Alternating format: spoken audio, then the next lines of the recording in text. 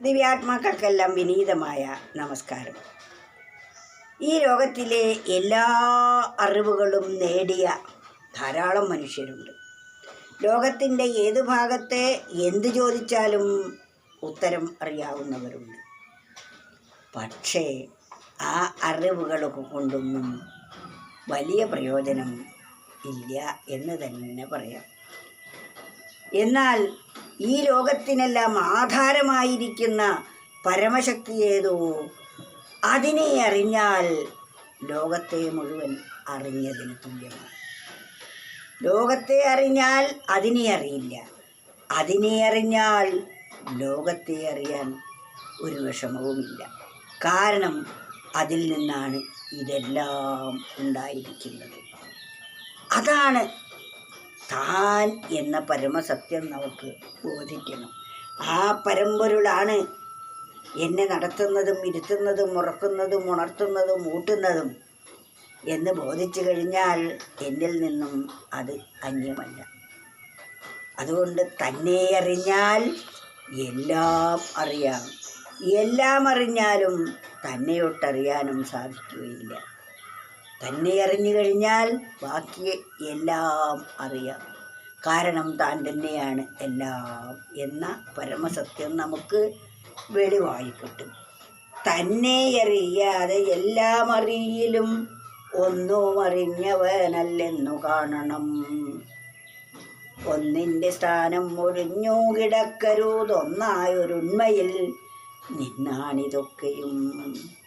ആ ഒന്നിനെ അവഗണിച്ചാൽ ബാക്കി എന്ത് സ്വീകരിച്ചാലും അതുകൊണ്ടൊരു പ്രയോജനവുമില്ല. ആ ഒന്നിനെയാണ് നാം സ്വീകരിക്കുന്നതെങ്കിൽ ബാക്കി എല്ലാം അതിൻ്റെ ഉണ്മയാണ്. ബാക്കിയെല്ലാം നാം സ്വീകരിച്ചതുമാണ്. അതിനാൽ എത്ര മഹത്തായ ഒരു ഉപദേശസാരമാണ് ഈ ചെറുവരികളിൽ കൂടി നമുക്ക് വ്യക്തമാക്കി തരുന്നത്. സർവവേദങ്ങളും ഉപനിഷത്തുക്കളും പഠിച്ചാൽ ലഭിക്കുന്നത് വളരെ ചുരുങ്ങിയ അക്ഷരങ്ങളിൽ ഒതുക്കി വച്ചിരിക്കുന്നു. തന്നെ അറിയാതെ എല്ലാം അറിയിലും. തന്നെ മാത്രം അറിയില്ല, ബാക്കിയെല്ലാം അറിഞ്ഞാലും ഒന്നും അറിഞ്ഞവനല്ലെന്നു നിശ്ചയം. തന്നെ അറിയാതെ എല്ലാം അറിഞ്ഞാലും ഒന്നും അറിയുകയില്ല. അറിയേണ്ടതെന്തോ അതിനെക്കുറിച്ചറിയില്ല. അറിയേണ്ടതിനെക്കുറിച്ചറിഞ്ഞാൽ പിന്നെ മറ്റൊന്നും അറിയണമെന്നില്ല. അതാണ് തന്നെ അറിയാതെ എല്ലാം അറിയിലും ഒന്നും അറിഞ്ഞവരല്ലെന്നു കാണണം. ഒന്നിൻ്റെ സ്ഥാനം ഒഴിഞ്ഞു കിടക്കരുതൊന്നായൊരുണ്മയിൽ നിന്നാണിതൊക്കെയും. ഒന്നായിരിക്കുന്ന ആ പരമ്പൊരുളിൻ്റെ സ്ഥാനം ഒഴിഞ്ഞു കിടക്കരുത്.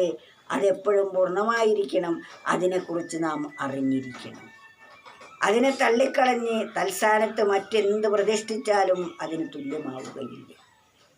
അതിനാൽ ആ ഒന്നിനെ അറിയാനാണ് നാം പരിശ്രമിക്കേണ്ടത്. ഒന്നിൻ്റെ സ്ഥാനം ഒരിക്കലും ഒഴിഞ്ഞു കിടക്കരുത്. ഒന്നിൻ്റെ സ്ഥാനം ഒഴിഞ്ഞു കിടക്കരുതൊന്നായൊരുണ്മയിൽ നിന്നാണിതൊക്കെയും. ആ ഒന്നിൻ്റെ സ്ഥാനം ഒഴിഞ്ഞു കിടക്കരുത്. ആ ഒന്നാണ്, ആ ഒന്നിൻ്റെ ഉണ്മയാണ് ഈ പ്രപഞ്ചം മുഴുവൻ നിറഞ്ഞിരിക്കുന്നത്. ആ ബോധം എപ്പോഴും നമുക്കുണ്ടായിരിക്കണം. നമ്മുടെ ജീവിതം അതിനെ അറിയാൻ വേണ്ടിയുള്ളതാണ്. അതിനെ അറിയുമ്പോൾ നമുക്കുണ്ടാവുന്ന കൃതാർത്ഥതയും പൂർണ്ണതയും വാക്കുകൾക്ക് വിവരിക്കാൻ കഴിയാത്തതാണ്. ആ അവസ്ഥയിലേക്ക് ഉയരാനാണ് നാം ഓരോരുത്തരും വെമ്പൽ കൊള്ളേണ്ടത്, ആഗ്രഹിക്കേണ്ടത്, പരിശ്രമിക്കേണ്ടത്. അതിനുവേണ്ടി ആയിരിക്കണം നമ്മുടെ ഓരോ ശ്വാസവും. അപ്പോൾ മാത്രമേ അത് നമുക്ക് ലഭ്യമാവുകയുള്ളൂ. തന്നെ അറിയാതെ എല്ലാം അറിയിലും ഒന്നും അറിഞ്ഞവരല്ലെന്നു കാണണം. ഒന്നിൻ്റെ സ്ഥാനം ഒഴിഞ്ഞു കിടക്കരുതൊന്നായൊരുണ്മയിൽ നിന്നാണിതൊക്കെയും.